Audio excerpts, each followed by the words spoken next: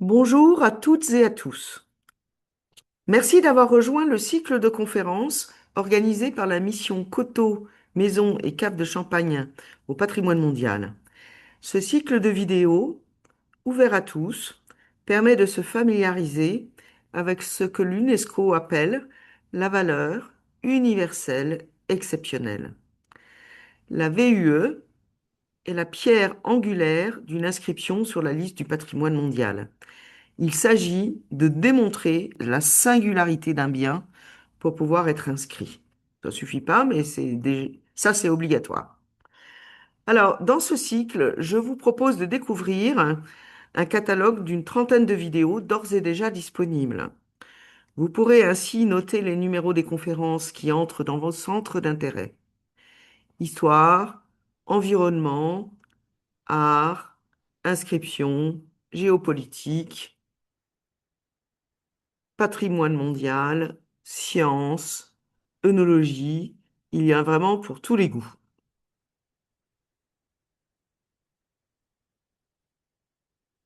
Nous préparons un très beau programme pour 2026 et après Épernay et la conférence d'aujourd'hui, nous reprendrons la route vers le Grand Reims et vous redécouvrirez combien ce territoire est honoré par l'UNESCO grâce à Catherine Coutan, qui est conseillère municipale déléguée au patrimoine matériel et immatériel de la ville de Reims et du Grand Reims. Alors je vais revenir à cette histoire de valeur universelle exceptionnelle. Le résumé de notre valeur universelle exceptionnelle encapsule notre nom, coteau, maison et cave de champagne. Vous trouverez d'ailleurs ce résumé sur la plaque qui se trouve en haut de l'avenue Champagne, où se trouve le musée d'archéologie et du vin de Champagne, dont Laure Ménétrier, notre conférencière d'aujourd'hui, est la conservatrice et la directrice. Je vous laisse un tout petit peu de temps pour lire. Nous avons été inscrits au titre de 3 des 8 critères utilisés par l'UNESCO pour classer les biens au patrimoine mondial. Il se trouve que parmi les autres vignobles reconnus par l'UNESCO, nous sommes le seul vignoble inscrit sur le critère du patrimoine immatériel. L'effervescence, c'est la clé du positionnement original et originel du champagne parmi les autres vins. Le champagne, parce qu'il est effervescent, est devenu le modèle de cette nouvelle catégorie de vins, apparue il y a 300 ans et qui pèse 10% de la consommation mondiale. J'ouvre une parenthèse pour vous inviter à regarder la dernière conférence, la numéro 30, pour pouvoir plonger dans le microscope du physicien Gérard Léger-Belair et découvrir le secret des bulles. Dès son invention, et parce qu'il est immensément complexe de maîtriser l'effervescence, que la production est chère et incertaine, avec des quantités astronomiques de bouteilles qui explosent en cave ou bien dans les navires, ce nouveau vin est très cher. Il est donc réservé aux aristocrates et il part loin des frontières de la Champagne, grâce bien sûr à l'ambition et à l'origine des premiers fondateurs, souvent déjà exportateurs de draps. De plus, il est associé au Sacre des rois de France, qui ont lieu à Reims, et il est réservé à ces moments exceptionnels. Voilà donc une combinaison des fondamentaux de l'ADN du champagne. C'est un vin vif et spontané. C'est un vin statutaire et c'est un vin pour des moments exceptionnels. Tout est dans l'instant. Ceci me rappelle une publicité d'une grande maison qui avait capturé cette idée. D'où le titre choisi par Laure pour l'exposition qu'elle a conçue et commissionnée dans le cadre des célébrations des 10 ans de notre inscription au patrimoine mondial. Et soudain, le champagne. Très vite, le mot champagne devient un mot utilisé dans le monde entier pour désigner une seule chose, notre vin. Mais pas que. Il devient le symbole de ces moments uniques que l'on veut célébrer. Les victoires, les succès, les grands moments de la vie, la réconciliation et la paix. Et c'est ainsi que le symbole a été reconnu comme patrimoine immatériel et universel par l'UNESCO. Cette symbolique universelle déborde vite le simple plaisir de la surprise du bouchon qui saute. Elle le devient aussi parce que le produit fascine et inspire les artistes et les commanditaires qui saluent cette originalité, cette innovation et ces usages.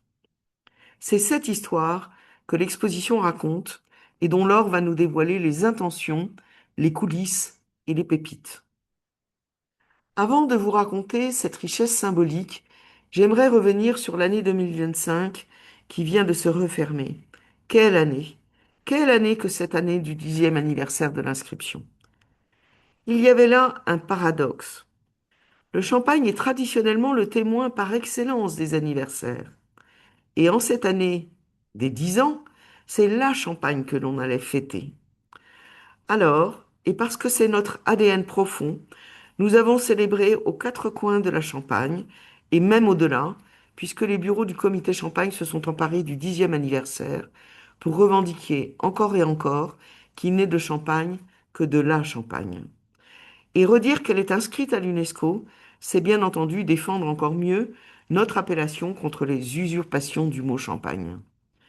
Une étape comme celle des 10 ans d'inscription, c'est aussi l'occasion de faire des bilans, de réengager tous les champenois, de lancer des projets pour promouvoir et protéger la Champagne, en mettant prioritairement les jeunes au cœur de nos actions, parce qu'ils étaient trop jeunes en 2015 et parce qu'ils en seront nos héritiers. Alors j'ai une séquence émotion pour vous en ce début d'année. Je vous propose de visionner l'album Souvenir de cette année si intense où nous avons fêté les 10 ans. Et à mon tour, je vous présente les meilleurs vœux de la mission Coteaux Maison Cave de Champagne pour 2026.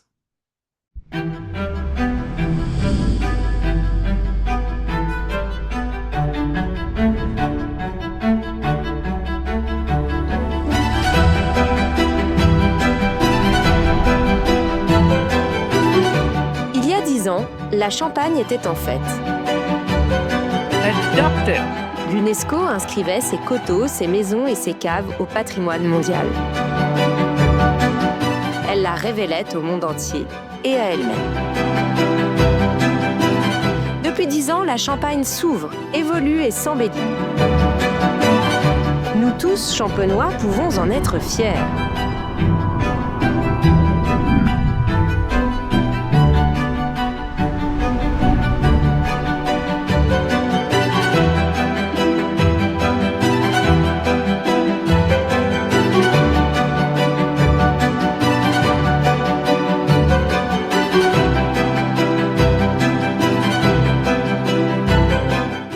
Jamais, continuons à partager, à entretenir et à enrichir cet héritage exceptionnel.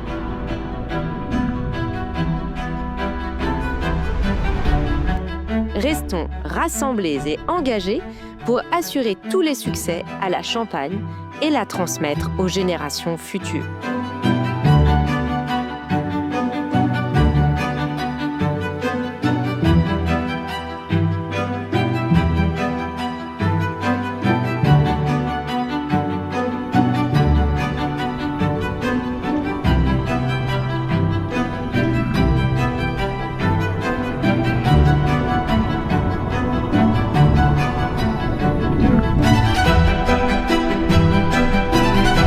Toute l'année, partout sur le territoire, nous avons célébré la Champagne qui a rendu célèbre le Champagne.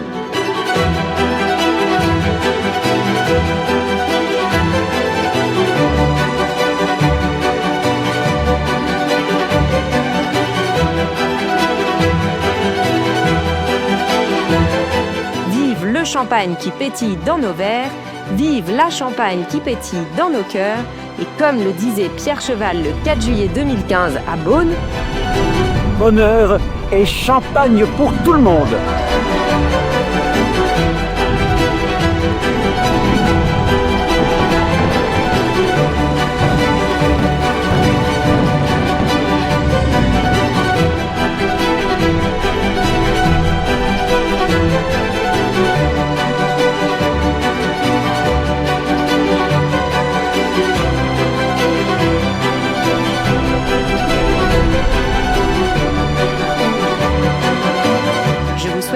dès l'année 2026.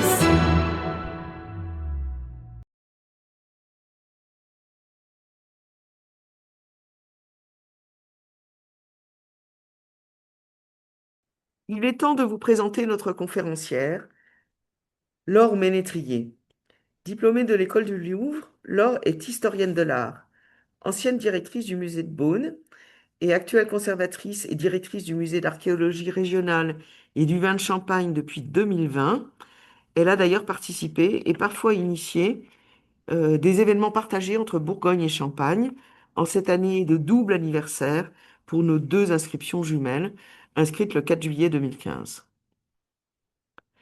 Laure est aussi une collègue de notre conseil scientifique et elle participe activement à ces travaux.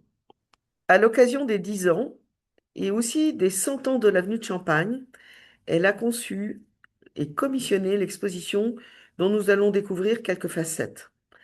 Et ceci grâce au partenariat avec le musée, bien sûr, et bien entendu la ville d'Épernay.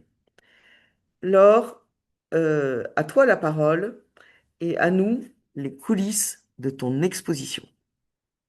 Merci Anne, merci aux Coteaux et Maisons et Caves de Champagne de me proposer ce rendez-vous pour vous présenter l'exposition Et soudain le Champagne, représentation, usage et sociabilité, dont je remercie tout particulièrement la présidente des Coteaux, Maisons et Caves de Champagne, Séverine Couvreur, la directrice de la mission UNESCO, Amandine Crépin, et je souhaitais bien sûr remercier Anne Cabane-Saint-Marcel et Camille Boucher pour la préparation de ce rendez-vous, de cette conférence. Donc je suis ravie de vous présenter cette exposition. C'est une exposition qui est donc conçue et produite par le musée du vin de Champagne et d'archéologie régionale, donc le musée de la ville d'Épernay. J'en profite pour remercier Christine Mazy, maire d'Épernay, et Sophie Hercher, adjointe à la culture et à la jeunesse. Donc une exposition proposée par ce musée. Je vous rappelle que ce musée, c'est ce lieu à Épernay qui donne les clés de compréhension sur la Champagne et le Champagne. Et notamment, une large partie est dédiée au vin de Champagne. C'est un lieu d'interprétation, de compréhension, de sensibilisation à ce produit d'excellence qu'est le Champagne. Voilà, donc aujourd'hui, je vais vous parler que d'un seul aspect dans le cadre de cette exposition temporaire qui se tient jusqu'au 6 avril au musée. Mais évidemment, le parcours permanent est toujours accessible à tous pour mieux comprendre comment on produit, comment on commercialise, comment on représente et comment on réglemente cette boisson d'excellence qu'est le champagne. Alors ma présentation, elle va être composée de 3 parties. Je vais d'abord assez rapidement vous parler de la genèse de cette exposition, pourquoi cette exposition et de quoi ça parle globalement. Donc ça sera plutôt court. Ensuite, la partie la plus longue, ça sera donc une présentation du parcours. On va visiter cette exposition ensemble. Alors, je vais pas tout vous montrer parce que je veux quand même vous ayez des petites surprises et vous donner envie de venir voir cette expo. Donc, je vais pas tout vous montrer. Voilà, donc ça sera la partie la plus longue, le parcours avec une mise en avant de certaines très belles œuvres et objets que nous empruntons à l'occasion de cette exposition. Et on finira avec une dernière partie que j'ai appelée Pour aller plus loin, où je vous dirai quelques mots notamment du catalogue de l'exposition qui est en vente dans toutes les bonnes librairies. Et je voulais aussi vous préciser que quand il n'y a pas de crédit photo sur les photos que vous avez sous les yeux, c'est tout simplement que ce sont mes photos. Et donc, je ne m'applique pas de droit, donc je n'ai pas précisé. Quand il y a rien, c'est que c'est moi. Sinon, c'est précisé. Voilà, donc pour recommencer, vous voyez cette première vitrine de l'exposition avec notamment une des bouteilles qui a été servie lors du sacre du roi Louis XV à Reims en 1722, en octobre 1722. Il y avait peut-être du vin effervescent dans cette bouteille, on ne sait pas exactement, mais on sait que du vin effervescent a été servi lors du sacre de Louis XV. Et au-dessus de cette vitrine, évidemment, vous avez tous bien identifié ces quelques mots qu'on relit toujours avec beaucoup d'émotion, qui ont été prononcés par Pierre Cheval le 4 juillet 2015, lorsque la Champagne a été reconnue par l'UNESCO. Et donc, je vais citer évidemment Pierre Cheval. Alors oui, j'ose le dire, osons le dire, bonheur et champagne pour tout le monde. Ça me semblait symboliquement sympa de commencer avec ce petit clin d'œil. Pourquoi? Tout simplement parce que cette exposition, elle accompagne l'anniversaire des 10 ans de l'inscription des Coteaux, Maisons et Caves de Champagne à l'UNESCO.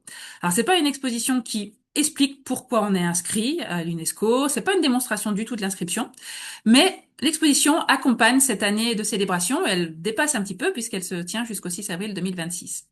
Et donc, c'est une exposition qui interroge la singularité du Champagne et son univers, son image, ses valeurs, sa sociabilité, sa sociologie, finalement un peu l'anthropologie du boire du champagne. À quoi pense-t-on quand on boit du champagne? Quelle valeur, quelle représentation, quelle projection? Et donc, c'est une exposition que nous avons pensée comme introspective, puisqu'on va s'interroger sur toutes ces représentations et ces projections, mais également très joyeuse, participative et transdisciplinaire. Voici dès à présent quelques vues de l'exposition. Je vais revenir dessus après. Je vous ai mis également une photo de la façade du musée, si vous vous rappelez pas exactement à quoi ressemble ce musée. Et puis à droite, le visuel de l'exposition. Vous voyez, c'est un visuel tout en énergie, en dynamique, avec ce titre Et soudain le champagne, pour rappeler à quel point l'irruption du champagne dans nos sociétés a été quelque chose de vu comme très sensationnel, un vrai phénomène de société, cette apparition du champagne dans les sociétés européennes à partir du début du XVIIIe siècle. Donc cette exposition, elle n'a pas pour propos d'évoquer l'histoire du process d'élaboration du champagne. Hein. On ne parle pas non plus de l'appellation ou des paysages viticoles. Néanmoins, c'est bien sûr une exposition qui souhaite être un hommage aux générations d'hommes et de femmes qui ont su penser et développer ce produit d'excellence, qui est donc connu pour être le symbole universel de la joie de vivre et de la paix. Et ça, par contre, on l'explore dans l'exposition. Pourquoi et comment le champagne est devenu le symbole universel de la joie de vivre et de la paix. Et puis, vous dire aussi que cette exposition, pour que vous compreniez bien un petit peu le cadre dans lequel se situe cette expo, c'est un complément au parcours permanent de visite du musée. Ce dont on va parler ce soir, on en parle dans le musée de manière permanente, mais évidemment de manière plus superficielle que ce que l'on peut découvrir dans l'exposition temporaire. Donc c'est en fait, d'un point de vue scientifique, c'est une exposition qui permet un approfondissement scientifique du parcours permanent du musée. Vous dire aussi que cette exposition, elle a été pensée et conçue par un certain nombre de personnes. J'ai la chance d'être la commissaire générale de l'exposition et la commissaire scientifique de l'exposition. Je me suis entourée du comité Champagne et des coteaux et maisons et caves de Champagne pour la validation des grands axes de l'exposition. Donc, je tiens à remercier de nouveau Séverine Couvreur, Amandine Crépin et je remercie Brigitte Bâtonnet pour le comité Champagne. Il y a 2 directeurs artistiques qui m'ont accompagnée pour la mise en place de la scénographie. Donc, c'est Paul Roset et Claire Brochot qui ont également donc, créé le visuel que je viens de vous présenter. Nous avons la chance d'avoir un parrain prestigieux qui est Douglas Kennedy, donc cet écrivain américain mais francophone, francophile et qui connaît bien le monde du champagne et qui nous a fait la joie d'écrire un essai dans le catalogue de l'exposition. Une exposition donc produite par le musée, ça signifie toute l'équipe du musée qui a été mobilisée sur cette exposition, ainsi que de nombreux autres partenaires, d'autres services municipaux de la ville d'Épernay, et je n'oublie pas nos 14 mécènes. Donc je les remercie, je vais pas tous les citer là, mais je les remercie très sincèrement. Un partenaire institutionnel financier qui est la région Grand Est, une trentaine de prêteurs, alors beaucoup de prêteurs dans la région, aussi bien des musées, des bibliothèques, des maisons de champagne, le comité champagne, le SGV, l'UMC, donc je les remercie tous. Et au total, c'est plus de 200 objets que nous réunissons dans cette exposition. Voilà le cadre général. Pourquoi cette expo? Quels sont les partenaires avec qui nous avons monté cette exposition? J'en viens maintenant à la présentation du contenu, du parcours de l'exposition. Vous dire qu'au-delà des 210 objets que nous avons réunis, on intègre également dans l'exposition des dispositifs participatifs et interactifs. Nous avons par exemple dans l'exposition, je ne sais plus si je l'ai mis en photo, une roue des accords, donc où on peut mieux comprendre les accords entre mets et champagne. Donc en tournant une roue, on peut associer les accords, les mets et les champagnes qui sont donc qui forment les mariages les plus harmonieux. Nous avons également par exemple une table qui permet d'associer une forme de verre de dégustation de champagne, une coupe, une flûte, à une époque. Donc l'époque des années folles, l'époque Belle Époque, l'époque contemporaine, le XVIIIe siècle. Voilà. Donc ça, c'est des petits dispositifs d'animation qui permettent aux visiteurs de se sentir acteurs de leur visite. On a également un diaporama qui présente des affiches de champagne, parce qu'on n'avait pas la place de toutes les présenter, donc certaines sont numérisées. et sont diffusés sur un écran. Et puis des témoignages filmés, des extraits de films, notamment le très beau film du 4 juillet 2025, lorsque nous avons tous ensemble fêté l'anniversaire des 10 ans de l'inscription UNESCO, mais on a également des films d'archives plus anciens.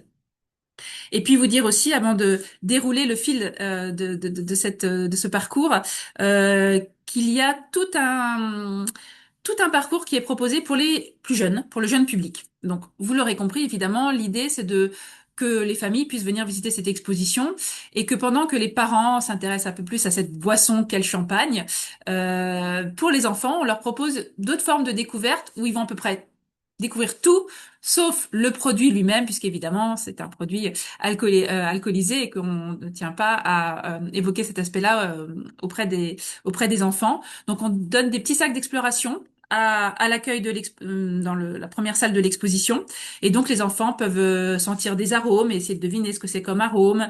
Et puis, on va mettre en avant certaines thématiques dans l'exposition qui sont adaptées au jeune public. Donc, par exemple, on leur parle de la révolution industrielle, des débuts de l'aviation, des contenants en faïence. Bref, beaucoup de choses à apprendre, des jeux aussi pour le jeune public.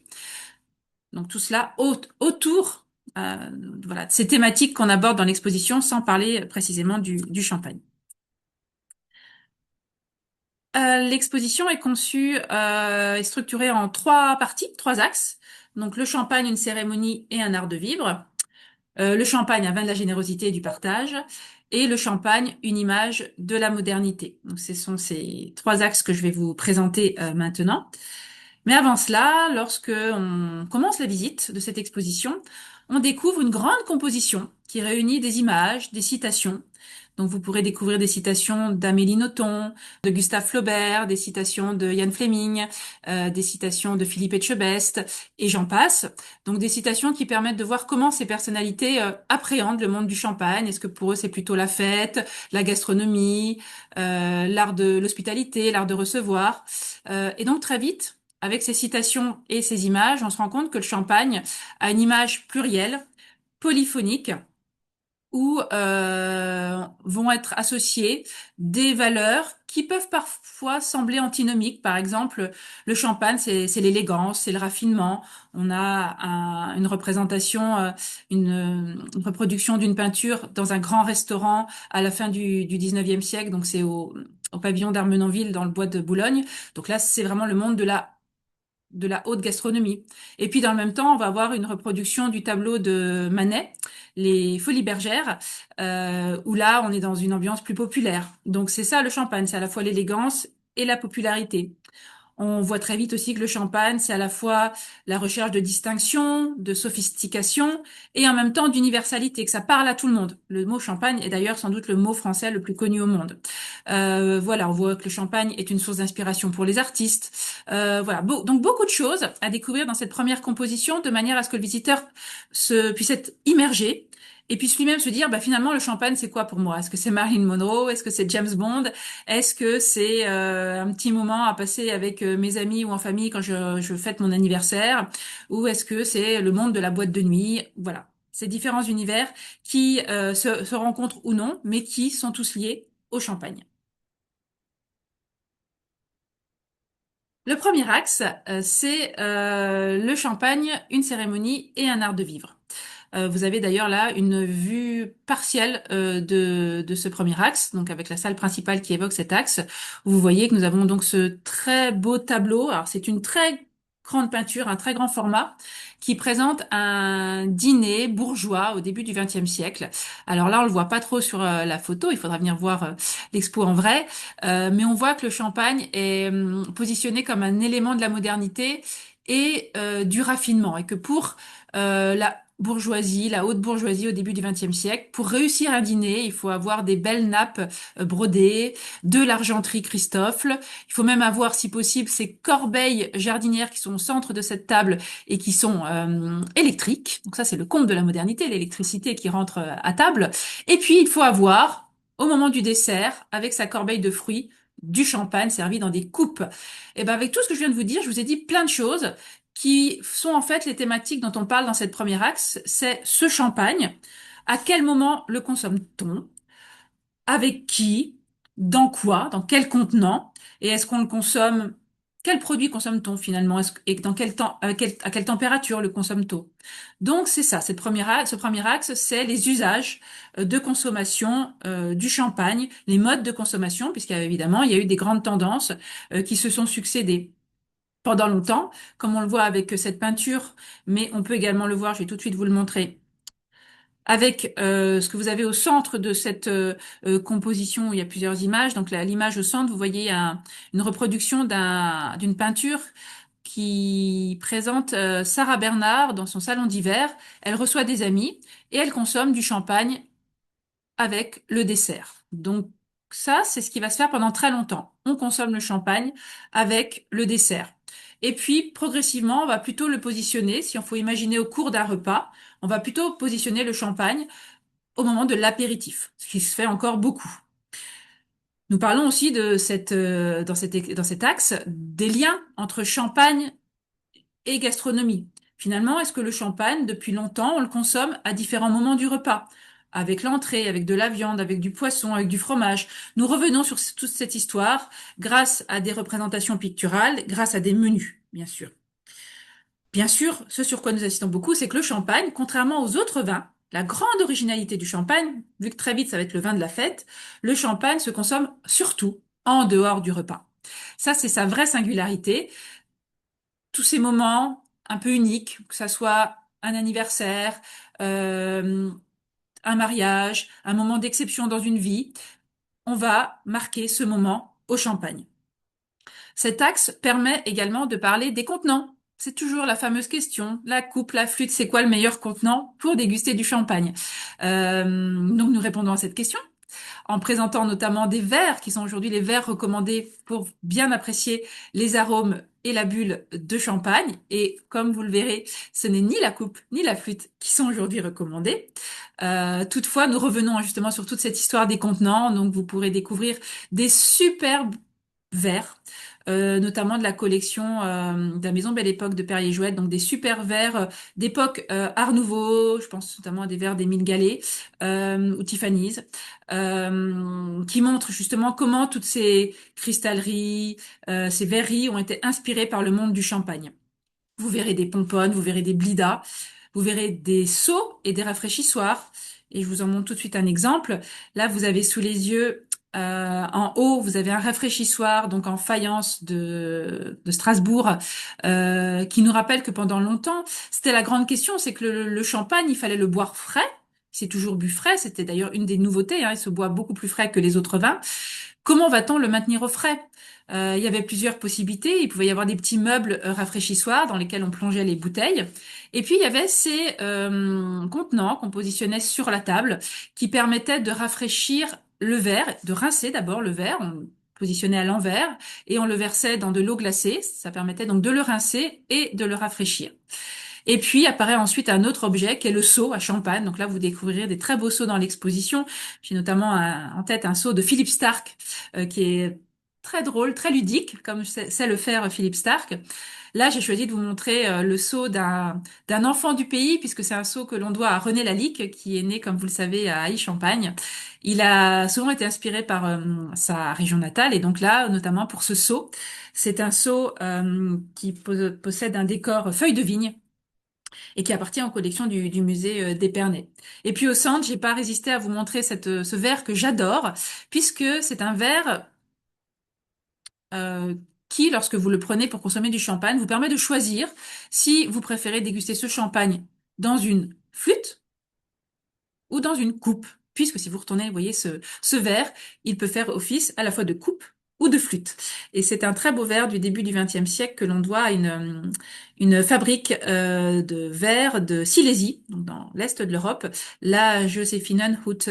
Et je suis ravie de pouvoir présenter cet objet dans l'exposition. J'ai également, alors il y a beaucoup d'objets, je peux pas tous les présenter. Les menus disent beaucoup de choses, hein. Les menus permettent notamment de voir que pendant longtemps on consommait le champagne de manière frappée, donc beaucoup plus froid qu'aujourd'hui. Il était aussi plus dosé qu'aujourd'hui. Et là, vous avez sous les yeux, notamment à gauche, le menu qui a été proposé lors de la journée dédiée à Sarah Bernard, le 9 décembre 1896.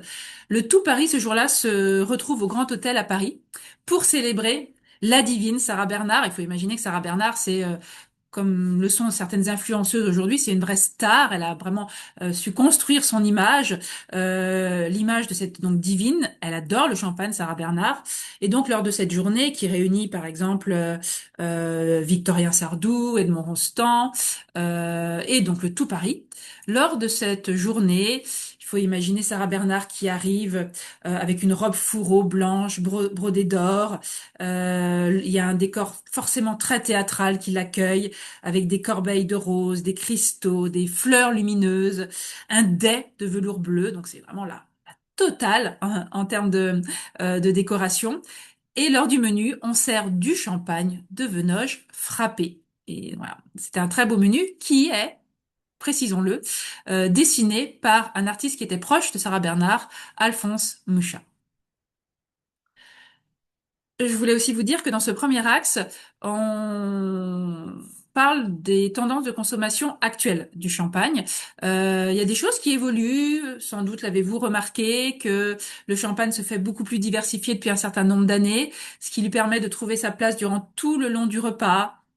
Voilà, entre les possibilités de dosage, les différentes façons d'élaborer le champagne, de travailler sur ouais, une entrée parcellaire, par cépage, ou sur un assemblage plus classique, un blanc de noir, ça permet d'imaginer énormément de choses et donc de marier le champagne avec beaucoup de recettes, comme nous le montrons dans l'exposition. Et puis nous présentons aussi dans cette partie une sélection du baromètre SoWine. Donc SoWine réalise tous les ans une enquête sur la consommation des vins et notamment du champagne pour voir un petit peu comment en France, aux États-Unis et au Royaume-Uni, on appréhende la consommation des vins et notamment du champagne. Et donc c'est très intéressant, vous verrez que d'un pays à l'autre, pour ces trois pays, certains vont plutôt consommer le champagne en famille, d'autres en soirée avec des amis. Vous verrez aussi que le champagne est aujourd'hui le vin le plus intergénérationnel. On sait que beaucoup, notamment les jeunes générations, délaissent, ont un manque d'intérêt pour le vin d'une manière générale. Celui qui résiste le plus, c'est le champagne, c'est le vin effervescent. Donc voilà pour ce premier axe avec des très très beaux objets, notamment les verres sont quelques pépites à découvrir. Le deuxième axe, je vous ai dit, c'est donc ce vin de la générosité et du partage. Avec donc trois sous-axes. On va parler bien sûr de cette célébration qui ne peut se faire qu'au champagne. On va parler du champagne vu comme un vin de la réconciliation et de la diplomatie. Et puis on finit avec une thématique que je souhaitais évoquer, je l'ai intitulée Polissonnerie. C'est le lien entre le champagne et les choses de l'amour. Et je vais vous en dire un petit mot. En tout cas, vous le savez depuis longtemps, depuis les fastes des cours aristocratiques au XVIIIe siècle jusqu'à aujourd'hui les boîtes de nuit, le champagne est rapidement devenu indissociable de la fête, de la célébration et de la convivialité. Donc cette deuxième section de l'exposition est consacrée à cet univers très joyeux, cristallisé notamment par des affiches publicitaires emblématiques de la Belle Époque. Et cet imaginaire joyeux a été entretenu jusqu'à aujourd'hui par les arts, bien sûr, par le cinéma, par des personnalités du monde du spectacle, du sport, de la littérature, de Joséphine Baker, et vous la voyez dans l'exposition, il y a une photo où on la voit en visite dans les caves de Castellane, à Marilyn Monroe, qui est également présente dans l'exposition, ou pour citer un sportif récent associé à une maison de champagne, Roger Federer. Et les maisons, en effet, très tôt souhaité associer leur image à celle de grandes personnalités. Elles ont également très tôt souhaité faire de ce vin le vin de la générosité, le vin des actions de bienfaisance, un vin philanthropique. Et donc vous verrez dans l'exposition, alors nous n'abordons pas comment les maisons de champagne ont contribué à l'amélioration de l'urbanisme, notamment à Épernay, à Reims. En revanche, nous mettons en avant certains prix des prix qui ont été créés par des maisons de champagne qui permettent régulièrement d'honorer des personnalités qui, par leurs actions, contribuent à aider différentes œuvres sociales et philanthropiques. Moi, ce que je voulais vous montrer par rapport à ce deuxième axe, c'est justement cette image de la fête. Comment cette image de la fête associée au champagne a été cristallisée. Et donc pour cela, je vous montre là deux affiches qui sont très connues, qui sont les deux premières affiches les plus célèbres dédiées au champagne. Donc à droite, vous avez l'affiche France Champagne, qui donc c'est pour un propriétaire de Champagne installé à côté de Reims. Et cette affiche, le dessin préparatoire, on le doit à celui qui va devenir un des plus grands artistes français de la première moitié du XXe siècle, Pierre Bonnard. Donc Pierre Bonnard, vous savez sans doute qu'il a été un des grands artistes nabis, puis un des grands artistes fauves, puis il va tracer sa route par lui-même jusque dans les années 1940. Mais il a fallu débuter.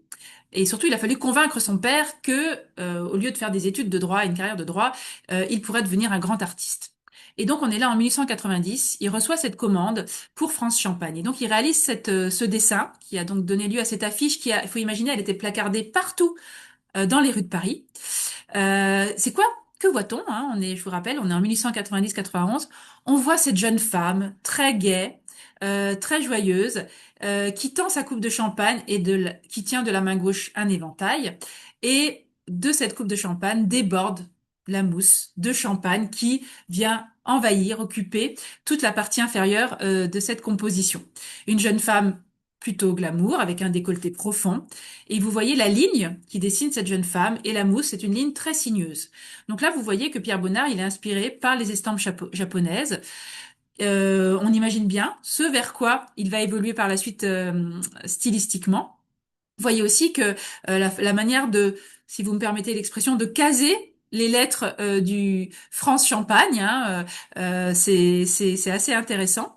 Et donc, grâce au succès de cette affiche, non seulement Pierre Bonnard va pouvoir faire une vraie carrière d'artiste, son père cède, et d'autre part, il faut savoir que Toulouse-Lautrec voit cette affiche, il va devenir très intéressé par le monde de l'estampe publicitaire et de l'affiche, et c'est comme ça, par Pierre Bonnard, que Toulouse-Lautrec va se lancer dans le monde de l'affiche publicitaire.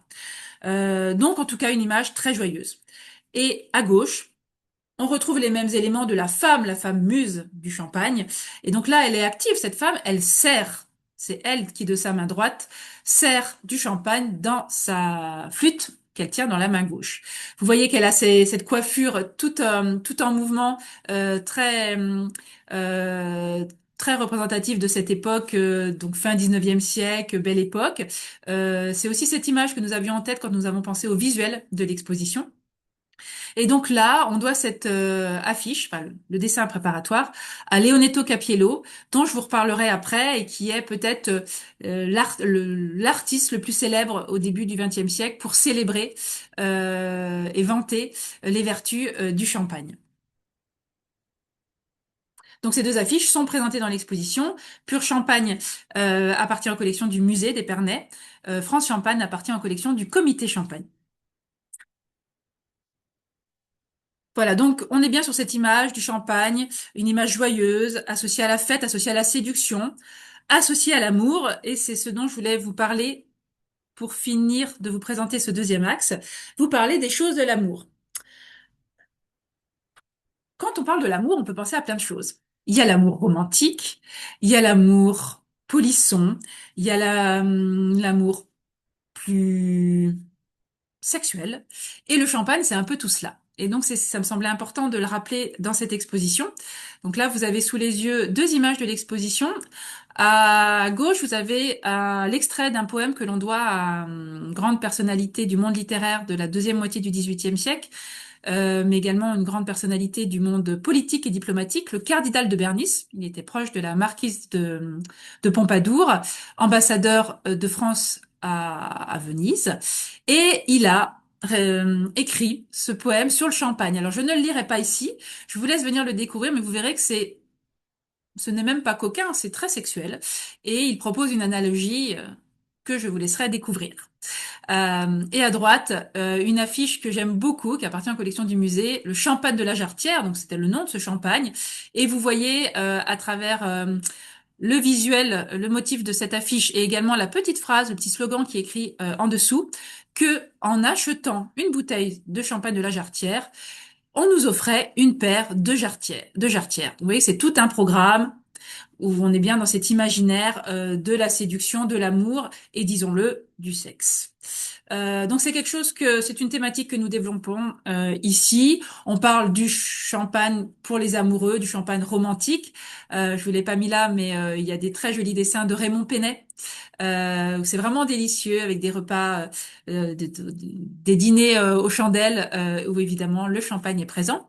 Là, je souhaitais vous présenter des choses un peu plus coquines et vous montrer comment les maisons de champagne au début du XXe siècle, alors c'est loin tout cela, hein, mais à l'époque, elles étaient en concurrence pour être présentes dans ces lieux de rencontres à Paris, notamment je pense à Maxims. Donc Maxims, vous connaissez ce restaurant qui est situé rue Royale à Paris, qui a ouvert en 1893, donc un très beau restaurant au rez-de-chaussée. Et puis, dans les étages, il y avait des salons privés qui permettaient aux hommes d'un certain milieu, des milieux politiques, de la presse, etc., de rencontrer des jeunes femmes. Alors, on peut les appeler des courtisanes, des demi-mondaines, vous les appelez comme vous voulez. Et tout cela était accompagné de beaucoup de champagne et notamment de GH Moum, comme vous le voyez sur ce menu qui est donc présenté à gauche, avec ce dessin et cette légende qui sont très explicites. Je cite, hein, je lis, GH Moum pénètre partout. Et je vous laisse découvrir le dessin, mais venez voir l'exposition, vous pourrez le voir de plus près. Voilà, donc toutes les facettes de l'amour, du plus romantique au plus grivois, liées au champagne d'hier à aujourd'hui.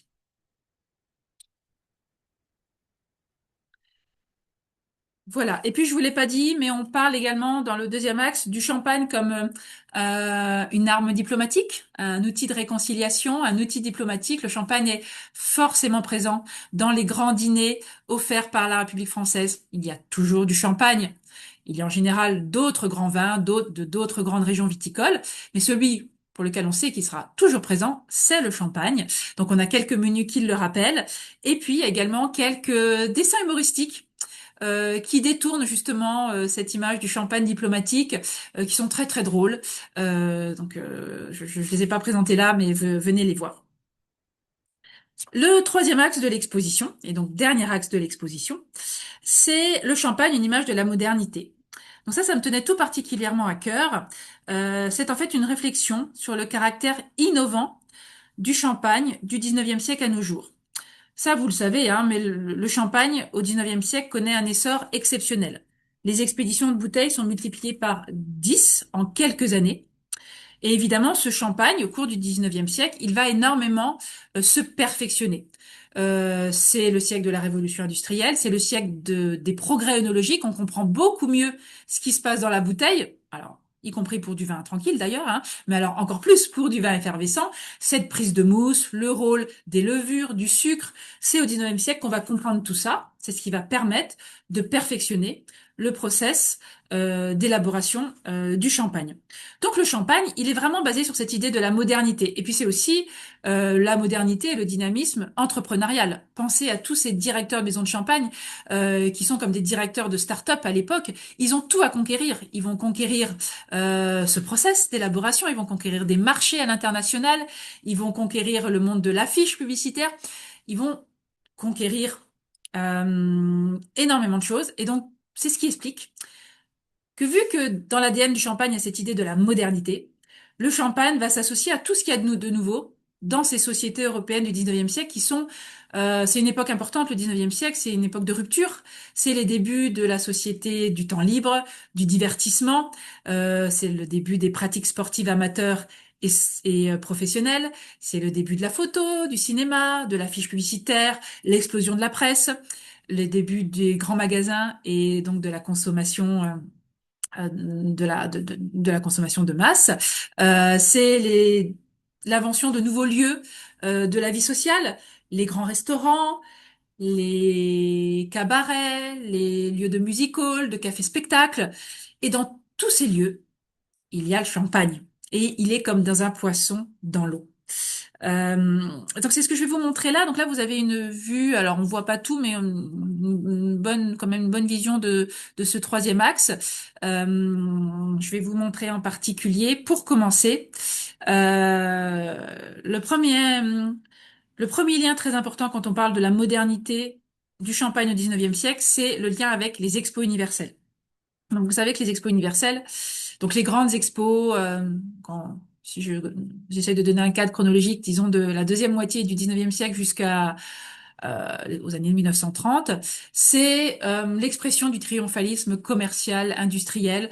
C'est dans les expos universelles que les différents champs d'activité, domaines d'activité, industriels, artisanaux, et les différents pays viennent montrer ce qu'ils savent faire de mieux. Alors, autant vous dire que quand on dit ça, le Champagne a très vite compris qu'il devait être présent lors des expositions universelles.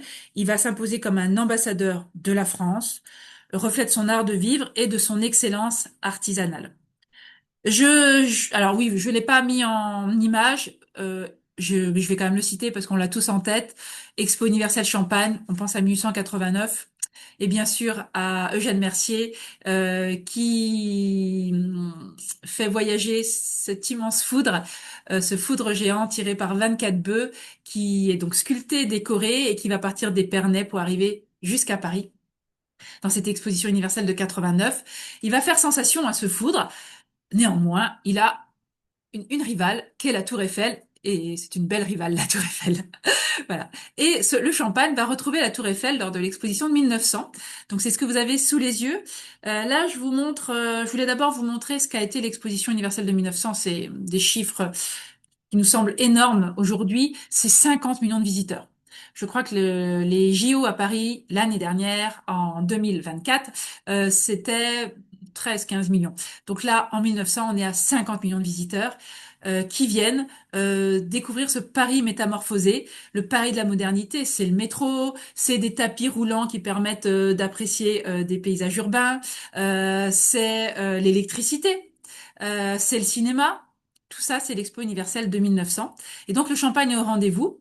Alors, et donc, voilà, je voulais vous montrer cette très belle peinture de Maxime Maufroy qui montre cette féerie lumineuse qu'est Paris en 1900. Vous reconnaissez la Seine, un pont de la Seine, la Tour Eiffel, évidemment. Et puis à droite, je vous présente la une de cette revue qui montre un ballon captif, Champagne Mercier. Mercier est encore de nouveau là pour une expo universelle. Donc c'était un ballon captif qui s'élevait à 300 mètres au-dessus de Paris. Donc, on imagine la vue qu'on avait 300 mètres au-dessus de Paris. Et la nacelle se transforme évidemment en bar à dégustation à Champagne. Donc, ça devait être plutôt appréciable de pouvoir déguster son verre de champagne. Je ne sais pas si c'était une flûte ou une coupe au-dessus de Paris. Et puis c'est également durant cette exposition universelle de 1900 que alors ce qui s'appelle à l'époque le syndicat du commerce des vins de Champagne, donc c'est aujourd'hui l'UMC, fait construire un immense palais du Champagne qui est absolument extraordinaire d'un point de vue architectural, entre baroque, rococo et un peu art nouveau. Et à l'intérieur, les visiteurs pouvaient bien sûr déguster une coupe de champagne pour le prix d'1 franc. Voilà, il y avait 31 marques qui étaient présentes et pouvaient également apprécier des dioramas qui reconstituaient les étapes d'élaboration du champagne. Et donc on voit bien que là le champagne voulait insister sur le côté assez le côté à la fois enfin de cette production agro-industrielle qu'est le champagne, qui est vraiment tourné vers le perfectionnement technique. Donc toujours en lien avec les expositions universelles, je vous montre donc à droite le pavillon des vins de Champagne. Là, on est lors de l'exposition internationale de 1925. C'est le triomphe de l'Art déco, l'expo de 1925 à Paris. Et donc dans cette tour, donc là c'est une maquette que l'on doit à Laurent Antoine. Dans cette tour, vous apercevez peut-être au-dessus ces petites silhouettes, puisqu'au-dessus il y avait un bar à dégustation et un restaurant panoramique. Donc cette tour était située sur l'esplanade des Invalides à Paris. Et puis vous voyez qu'on est vraiment dans l'esthétique de l'époque avec il y avait des grandes fresques à l'intérieur et puis donc sinon ces verrières, ces décorations, enfin ces architectures pardon en beau window également. Donc c'est très très art déco. Et à gauche ce très beau tableau C'est un prêt de l'UMC, de l'Union des Maisons de Champagne, je les remercie, qui présente le pavillon du syndicat du commerce des vins de Champagne à l'Expo de 1937. Donc là, on est en bord de Seine, de nouveau. Et donc, vous voyez que là, on est en plein dans cette architecture moderniste avec les beaux windows qui sont situés en encorbellement, cette architecture presque, enfin, très futuriste, hein, donc très très représentatif de ce qui se fait en termes de modernité au niveau architectural dans les années 1930. Voilà, donc ça c'est une partie importante et vous le voyez là sur la photo de gauche, cette partie dédiée aux expositions universelles. Il y a vraiment des objets et des œuvres étonnantes pour rappeler à quel point le Champagne euh, a utilisé les expos universelles comme une vitrine d'exception où le Champagne a su mêler le goût, la créativité, le raffinement et le sens de la mise en scène et du spectaculaire.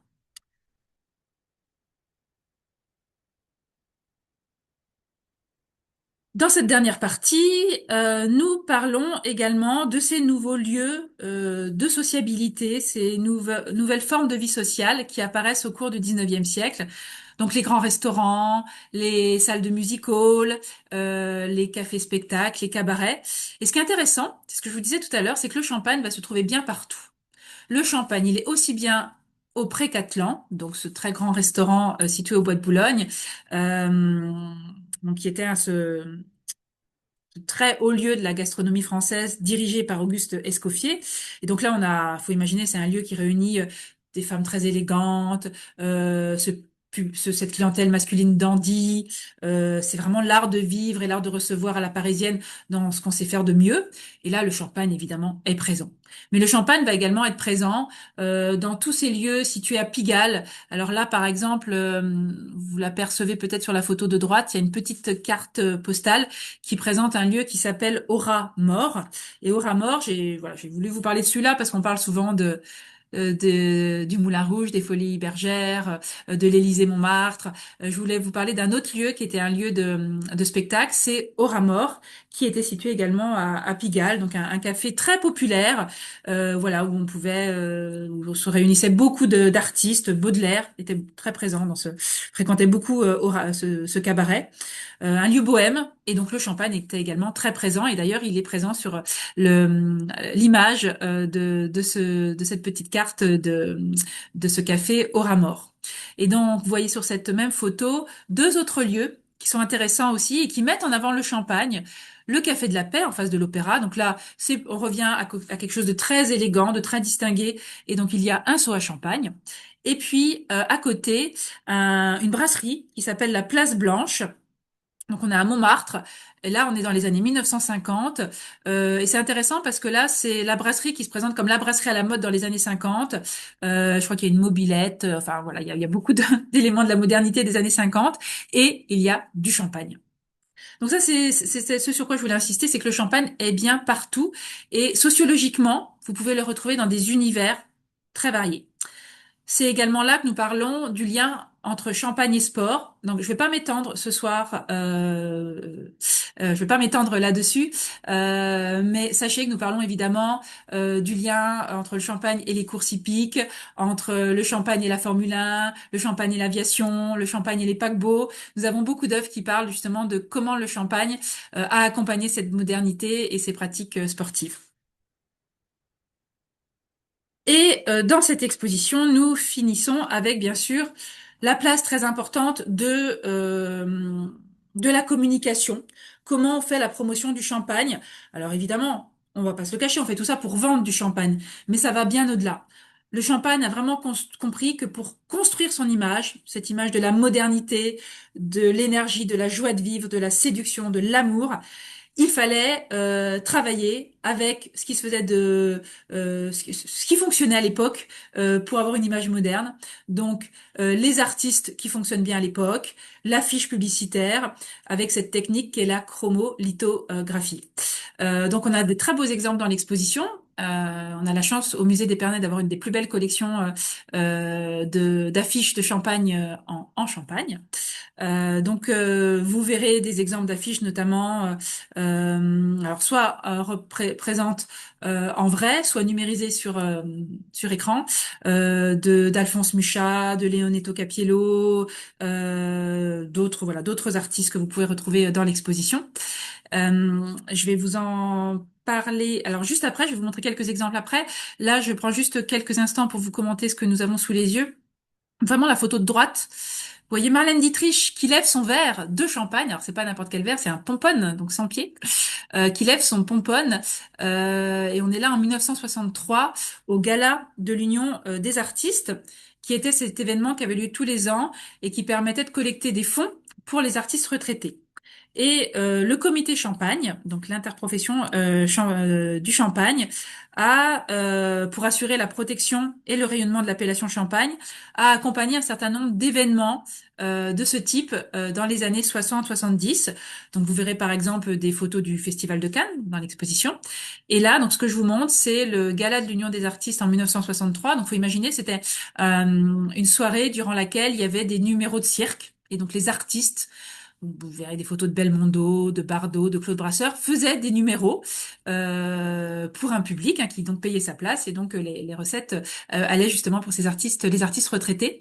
Et donc là, en 1962-1963, le comité Champagne a été partenaire de ces événements, ce qui nous permet aujourd'hui d'avoir en prêt dans l'exposition, grâce au comité Champagne, le pomponne et le livret du gala de l'Union des artistes de 1962 avec un superbe dessin de Jean Cocteau.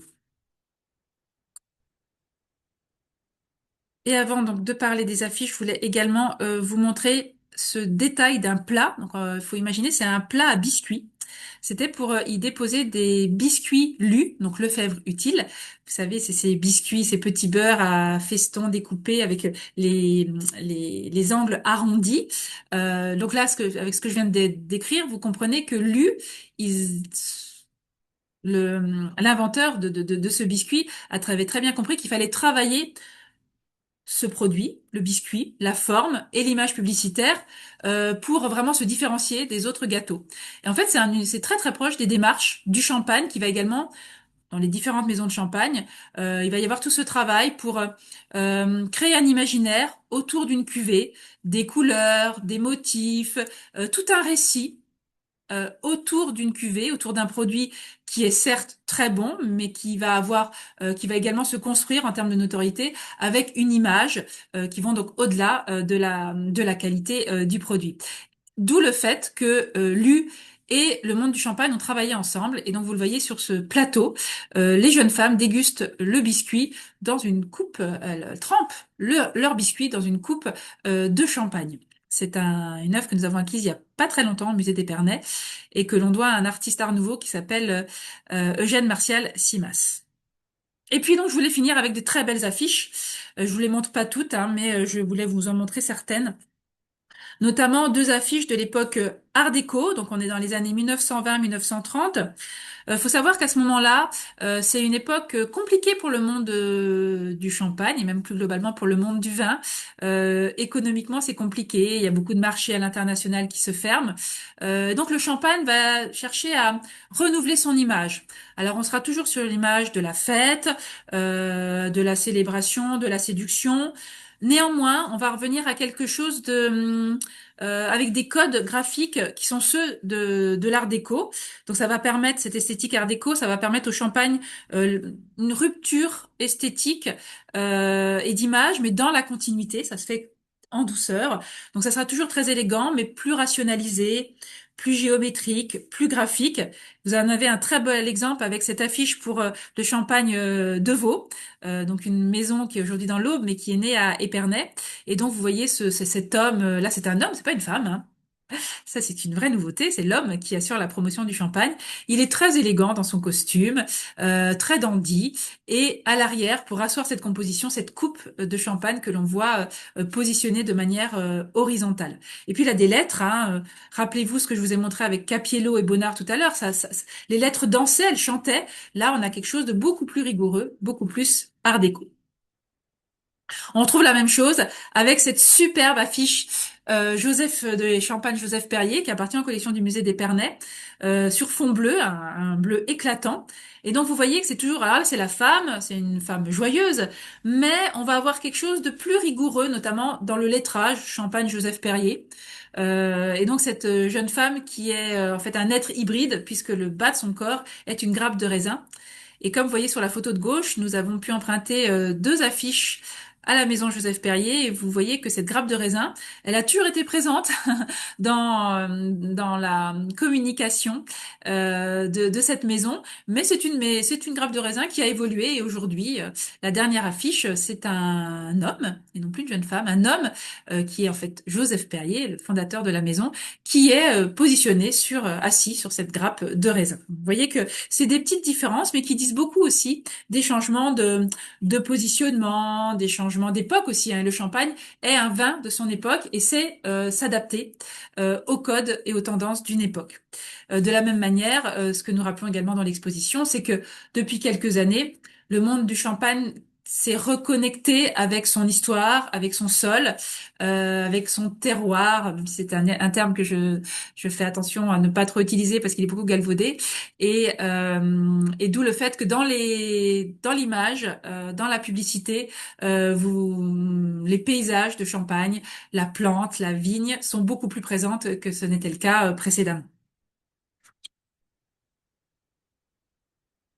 Je finis avec un coup de cœur, qui est cette œuvre, c'est mon coup de cœur et je vous parlerai après du catalogue de l'exposition. C'est mon coup de cœur, c'est une maquette d'affiche, très grand format, c'est le même format qu'une affiche finale, hein. C'est en fait, faut imaginer que dans le processus de création d'une affiche, hein, l'artiste réalise plusieurs dessins, d'abord un petit dessin, et si ça plaît au client, il réalise ensuite une dernière maquette grandeur nature. Donc c'est le cas là avec ce pastel qui est superbe. Les couleurs sont éclatantes. L'œuvre a été très bien préservée de la lumière depuis une centaine d'années. C'est un pastel que l'on doit à Leonetto Capiello, c'est de nouveau lui.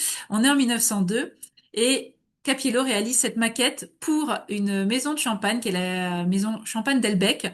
Mais là, comme il ne sait pas encore si Delbecq va bien acheter l'affiche, enfin le visuel, il n'a pas encore écrit Delbecq dessous.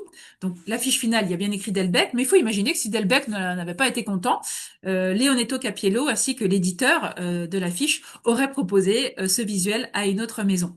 Et donc là, on a à nouveau cette jeune femme pétillante, mutine, qui fait sauter le bouchon de champagne. Donc on a tout qui invite à la fête dans cette composition, avec ce bouchon qui saute, cette mousse qui coule, cette jeune femme qui sourit d'avoir dompté la bouteille, jusqu'à sa ceinture qui virevolte. Et on a là donc un des chefs-d'œuvre de Capiello. Nous avons pu acquérir par préemption cette œuvre en 2024 avec le concours du Fonds du patrimoine et du FRAM. Je pense que cette présentation vous a donné une bonne idée de ce à quoi ressemblait cette exposition. Pour aller plus loin, sachez nous avons également fait éditer un catalogue d'exposition aux éditions donc Sylvana Éditorial, un catalogue d'exposition qui est disponible au prix de 29 €, qui est disponible dans toutes les bonnes librairies, notamment dans la boutique librairie du musée d'Épernay. Donc vous voyez qu'il y a différents essais qui sont proposés par Douglas Kennedy, Patrick Rambourg et Claire Desbois-Thibault et moi-même. Donc Patrick Rambourg revient sur notamment la place du champagne dans la gastronomie, notamment dans des recettes au XVIIIe et XIXe siècle. Et Claire Desbois-Thibault essaye de s'intéresser justement à cette image du champagne, comment elle a évolué, ce qui est constant d'hier à aujourd'hui et ce qui évolue, ce qui a évolué plus récemment. Nous présentons également tous les objets présentés exposés dans cette manifestation. Et dans ce catalogue, j'ai rédigé un article qui parle des débuts de l'image du champagne, donc associé à l'art de vivre à la française, à l'élégance, à l'amour. Et pour parler de tout cela, cette construction de l'image du champagne au XVIIIe siècle, je mets en avant beaucoup d'extraits de la littérature française, beaucoup de citations de grands noms. Voilà. peut citer Voltaire, mais il y en a beaucoup d'autres. On peut citer Denis Diderot pour parler d'un champenois. Et puis, je mets aussi en avant des représentations picturales qui nous parlent des débuts du champagne. Et je ne résiste pas à vous montrer une capture d'écran du site internet du musée du Louvre avec ce tableau, la halte de chasse, qui est une commande royale, qui a été commandée pour les petits appartements du château de Fontainebleau par Louis XV. On est en 1737. Et alors là, vous le voyez peut-être difficilement, mais vous pouvez me croire. Bon, c'est beaucoup d'éléments qui rappellent le déjeuner de jambon, hein, un déjeuner après la chasse, avec donc toute cette jolie compagnie de jeunes hommes, de jeunes femmes. Il y a du vin rouge sur la table, sur la nappe au centre de la composition. Il y a des très belles tenues. Mais si vous regardez de plus près à gauche, il y a un serviteur qui amène un panier avec des bouteilles. Et quand on regarde de près, ces bouteilles, elles sont ficelées. Elles sont ficelées, huilées, recouvertes d'un seau en cire. Donc c'est sans doute un indice que lors de cette halle de chasse, du vin effervescent de champagne, du vin mousseux de champagne, comme on disait à l'époque, a été consommé. Rappelez-vous, le déjeuner d'huître et le déjeuner chambon, c'est 1735. Là, on est en 1737. Et donc, ça fait également penser à un très beau tableau du musée d'Épernay, le buveur de champagne, qui présente également une bouteille de champagne avec ce système de fermeture, hein, avec ce ficelage cette cire au-dessus du bouchon. Je finis avec quelques produits que nous avons proposés dans le cadre de cette exposition, des très jolis verres donc coproduits avec la maison Lehmann, des cartes postales, des essuie-verres. Voilà, la boutique du musée est très sympa dans le cadre elle a été enrichie dans le cadre de cette exposition. Et donc je finis avec quelques tout petits mots de conclusion. Donc c'était évidemment important pour le musée d'Épernay de célébrer ces 10 ans de l'inscription UNESCO des coteaux maisons et caves de Champagne, donc inscrit au titre de paysage culturel évolutif vivant. C'était important notamment de revenir sur cette dimension immatérielle, sur cette place sociale et culturelle du Champagne, et d'expliquer comment le Champagne est véritablement un phénomène œnologique, gastronomique, mais aussi et peut-être surtout un phénomène de société, un phénomène sociétal. Et je finis avec cette affiche qui est présente dans l'exposition. C'est l'affiche, ça c'est la première de couverture, pardon, de Charlie Hebdo. On est en novembre 2015, une semaine après les attentats que nous avons tous en tête. Et Charlie Hebdo choisit pour marquer les esprits, Charlie Hebdo choisit une image forte. Et donc, il faut imaginer ce que les membres de la rédaction ont dû échanger pour se dire, bah, finalement, face à cette barbarie, ces attentats, qu'est-ce qu'on peut choisir pour être synonyme de cette liberté d'expression, de ce partage, de cette générosité, de ce plaisir à être ensemble, de cette qu'est-ce qu'on peut avoir comme symbole? Et quand il choisit comme symbole de ce vivre ensemble, de ce partage, de cette curiosité pour les autres, c'est le champagne. Avec donc cette affiche et ces quelques mots, ils ont les armes, on les emmerde, on a le champagne. Et il me semblait que c'était intéressant de conclure avec cette affiche, avec cette couverture de Charlie Hebdo, qui pour moi résume très très bien à quel point le champagne est associé à des valeurs qui nous font sourire. Et comme vous le voyez, je souris pour conclure cette présentation. Et donc je vous remercie pour cette présentation. Et bien sûr, venez voir l'exposition. Elle est ouverte jusqu'au 6 avril 2026. Et ensuite, il restera évidemment le catalogue de l'exposition à lire et feuilleter. Je vous remercie.